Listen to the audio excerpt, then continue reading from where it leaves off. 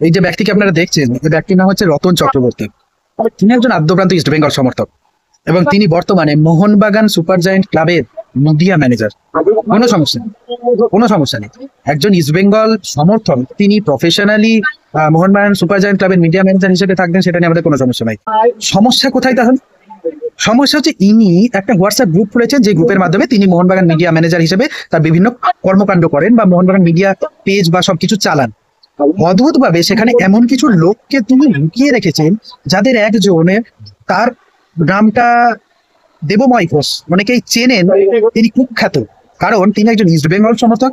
তার একটা YouTube channel আছে, তিনি তার ইস্ট বেঙ্গলের ইউটিউব চ্যানেলে সকাল থেকে রাত্রি অব্দি মোহনবাগানের বাপ্পান্ত করেন, মোহনবাগানকে গালাগালি করেন। তিনি মোহনবাগানের মিডিয়া ম্যানেজারের তৈরি করা হোয়াটসঅ্যাপ গ্রুপের মধ্যে ঢুকে কি করছে, যে গ্রুপে মোহনবাগান সুপার জায়েন্ট ক্লাবের বিভিন্ন বিষয় নিয়ে আলোচনা হয়। জানি না, আমি সে গ্রুপে নেই, তবে আমাদের যে মোহনবাগান সমর্থক সম্ভবত সেই তথ্যটা তুলে ধরেছে, তাকে সেই গ্রুপ থেকে রিমুভ করা হয়েছে বলে অভিযোগ।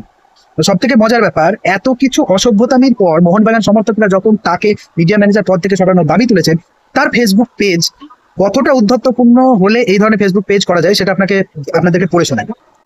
তিনি এটাকে রাজনীতির রং লাগাতে চাইছেন, যেখানে মোহনবাগানের যেসব ফ্যান্স ক্লাব সহ সমর্থকরা এই যে অচলাবস্থার প্রতিবাদ করছে, ইরানে খেলতে না যাওয়া সহ বিভিন্ন টুর্নামেন্টকে গুরুত্ব না দেওয়া সহ এই ধরনের অসভ্যতামূলক প্রতিবাদ করছেন, তারা কোনো রাজনীতির রং নিয়ে প্রতিবাদ করছে, সেটা আমি দায়িত্ব নিয়ে বলতে পারি, আমি যতদূর জানি।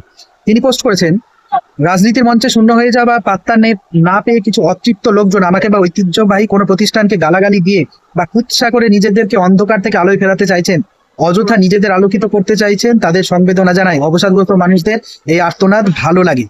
আমি জানি না ইনি কার সম্বন্ধে কথা বললেন। কিছু ফেসবুক বিপ্লবী বা গায়ে মানে না আপনি মোড়ল করছে সেই সব মানুষজনের কাছে অনুরোধ, উৎসাহ রটানোর জন্য যেভাবে সোশ্যাল মিডিয়ায় সময় দিচ্ছেন, সেটা নিজের জীবনের উন্নতির জন্য দিলে লাভবান হবেন, উন্নতি করবেন, জীবনে অবসাদ কাটিয়ে সুখী হবেন। একজন মাস মাইনে খাটা কর্মচারী মোহনবাগান সমর্থক যারা নিজের জীবনে প্রতিষ্ঠিত, তাদেরকে এই ধরনের বক্তব্য করছেন, যার চাকরি আজকে আমরা তীব্রভাবে প্রতিবাদ করলে কালকে তার চাকরি থাকবে না।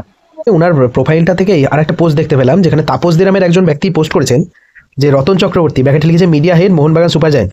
রতনদার কাছে বিশেষ কাজে গিয়েছিলাম, মোহনবাগানে তখন ক্লোজ ডোর অনুশীলন চলছে, তা সত্ত্বেও মাঠের ভেতরে নিয়ে গিয়ে অনুশীলন দেখালো, সাথে আমার কাজটাও মেটালাম, ধন্যবাদ রতনদা।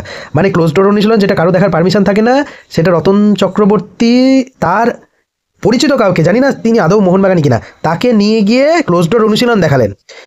এই অধ্যত্ত কোথা থেকে আসে? তাই মোহনবাগান সমর্থকদের একটাই দাবি, এই রতন চক্রবর্তী কে তিনি আমরা জানতে চাই না, তাকে ইমিডিয়েটলি মোহনবাগান মিডিয়া ম্যানেজারের পদ থেকে সরাতে হবে।